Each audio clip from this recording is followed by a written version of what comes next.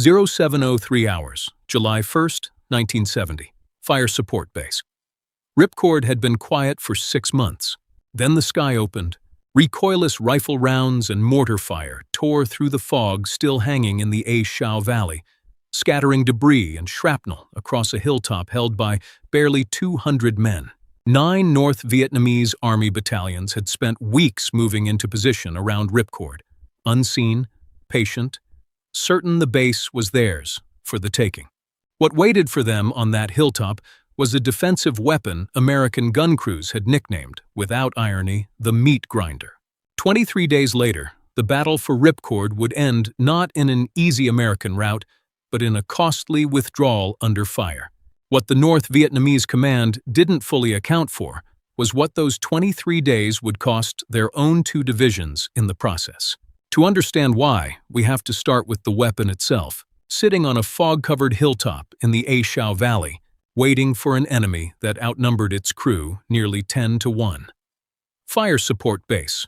Ripcord sat on 4 connected hilltops deep in the A Shao Valley. Terrain the North Vietnamese had controlled for years and treated as their own backyard.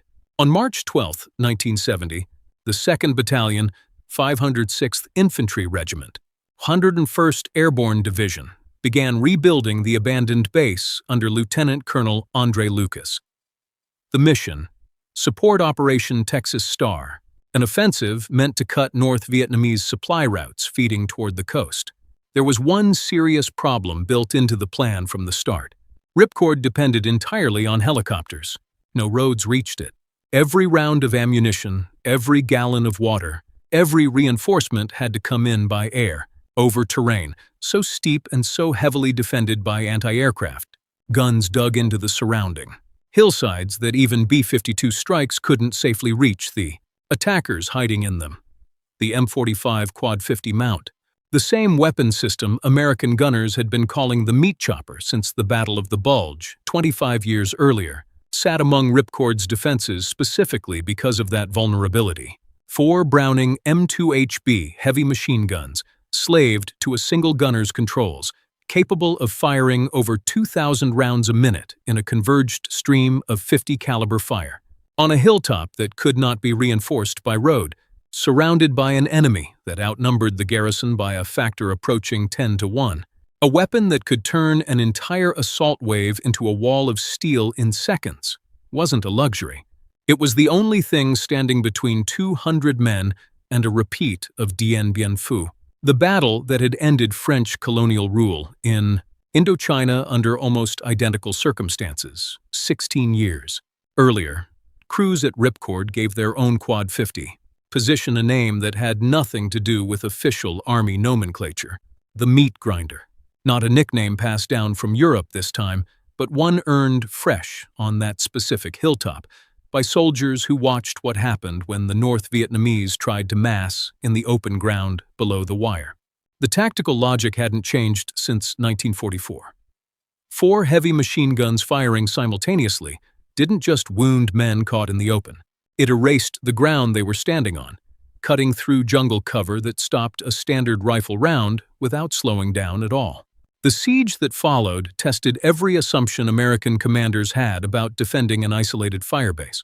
By mid-July, intelligence estimated Ripcord was surrounded by elements of 2 full North Vietnamese divisions, the 803rd and 812th Regiments, backed by additional artillery and anti-aircraft units, somewhere between 20 and 40,000 troops arrayed against fewer than 300 defenders holding the hilltop. Monsoon rains grounded much of the air support that had kept Ripcord alive, reducing visibility for resupply flights precisely when the base needed them most. Helicopters attempting to reach the base ran a gauntlet of 12.7mm anti-aircraft fire from guns dug into hillsides too steep and too well concealed for artillery to reliably suppress. Feeding. The Meatgrinder at Ripcord carried its own specific danger, one made worse by the base's total dependence on helicopter resupply. Every belt of 50 caliber ammunition the mount consumed at up to 2,000 rounds a minute had to arrive the same way everything else did, slung beneath a Chinook or Huey running a gauntlet of anti-aircraft fire on the way in. A crew that burned through its ready supply during a sustained assault couldn't simply radio a nearby depot and wait for a truck. It waited for a flight window monsoon weather, and enemy gunners might not allow for hours, sometimes days, all while continuing to answer whatever probe or barrage the North Vietnamese sent against the wire in the meantime. Among the 75 Americans killed defending Ripcord was First Lieutenant Bob Kalsu, an offensive lineman drafted by the Buffalo Bills who had chosen to fulfill his ROTC military obligation in Vietnam rather than delay it, becoming the only active professional athlete killed during the entire war. Wylan Norris, brother of martial artist and actor Chuck Norris, died in the same siege.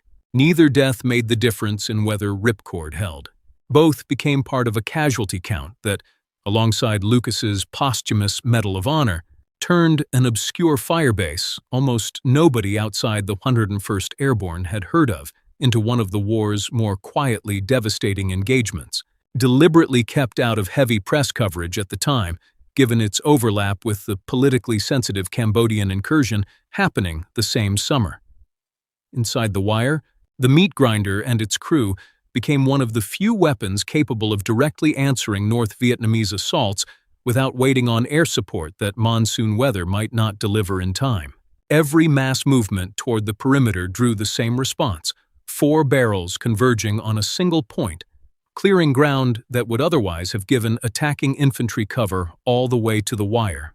North Vietnamese commanders, interviewed years later by General Ben Harrison while researching the battle, specifically named American gunships and heavy weapons positions like the Quad 50 as the systems they feared most, precisely because those weapons could pour fire directly into bunkers and tree lines dug into narrow valley walls where nothing else, not even B-52 arc light strikes, could effectively reach. The base held for 23 days under conditions that grew worse by the week. A helicopter crash into the ammunition dump severed part of Ripcord's resupply chain entirely. Cluster bombs, white phosphorus rounds, and tear gas, some fired by friendly artillery adjusting under desperate conditions, occasionally landed close enough to threaten the same defenders they were meant to protect. Lieutenant Colonel Lucas himself flew repeated helicopter missions at treetop level directly above entrenched North Vietnamese positions, directing fire for hours at a stretch, switching to a second aircraft after his first was damaged, and immediately returning to the same exposed mission. He would be killed on the battle's final day, coordinating the withdrawal that finally pulled the garrison out, and received the Medal of Honor posthumously for it. The anti-aircraft threat ringing Ripcord's hilltops was itself unusual for the war's later years, when American air superiority over South Vietnam was rarely seriously contested. North Vietnamese 12.7mm guns dug into terrain steep and narrow enough that neither artillery nor tactical airstrikes could reliably suppress them, shot down multiple helicopters over the course of the siege, and forced pilots to accept genuine, sustained risk on every single resupply or medevac run.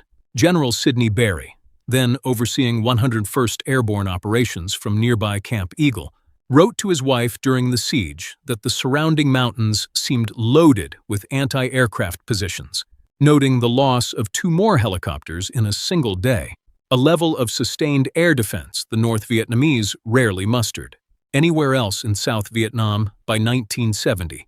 This is exactly the kind of story this channel exists to dig up. The battle kept quiet on purpose. If that's why you're still here, you already know what to do before the next one goes up. On July 23rd, the decision came down. Ripcord could not be held. 14 CH-47 Chinook helicopters, launched before dawn after an overnight bombardment meant to suppress the surrounding anti-aircraft positions, lifted out everything of military value that could be salvaged, including undamaged howitzers, radar equipment, and 2 bulldozers. While North Vietnamese forces attacked the withdrawal itself in a final push, the garrison got out. 75 American soldiers did not survive the 23 days that preceded that final lift. 3 Medals of Honor and 5 Distinguished Service Crosses were eventually awarded for actions during the siege. North Vietnam had won the tactical exchange. They forced an American withdrawal from ground the United States had specifically chosen to hold. Historians have debated the outcome ever since, some crediting the NVA with achieving its stated objective, others pointing to what came after. General Harrison's own post-war assessment, built on interviews with the North Vietnamese commanders who had led the assault, argued that the two divisions committed against Ripcord suffered losses severe enough to cripple their offensive capacity for a full 2 years afterward. The same divisions that would otherwise have contributed to a planned 1971 offensive. That offensive didn't happen in 1971. It happened in 1972 as the Easter Offensive, delayed by roughly a year, according to Harrison, specifically because of what Ripcord's defenders, including 4 barrels of converging .50 caliber fire on a fog-covered hilltop, had cost the attacking force in the process of eventually winning the ground. Keith Nolan, whose book on the battle remains the most detailed account available, described Ripcord as a launching pad the 101st intended to use for pushing further into contested territory, a modest and specific objective that the scale of the North Vietnamese response transformed into something neither side had originally planned for. What began as routine Firebase construction in March escalated, month by month, into a confrontation involving 2 full enemy divisions by July. A build-up gradual enough that American commanders had weeks of warning and still found themselves outnumbered by a margin. Few fire bases in the war's later years ever faced. The base itself is gone now, reclaimed by the same jungle that surrounded it in 1970, its exact hilltop terrain barely distinguishable from the rest of the A Shau Valley to anyone who doesn't already know precisely where to look.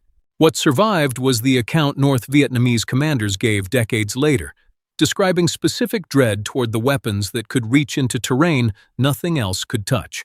A machine gun mount designed in 1942 to shoot down German aircraft, nicknamed for a Belgian town 25 years before it ever fired a shot in the A Shau Valley, earned its final wartime nickname on a hilltop its own crews knew. By July 23rd, they would not be allowed to keep. The Meatgrinder did not save Fire Support Base Ripcord. What it did, alongside 75 American lives and everything else spent holding that hilltop for 23 days, was make the ground so expensive that the men who finally took it couldn't afford to use what they'd won for 2 more years.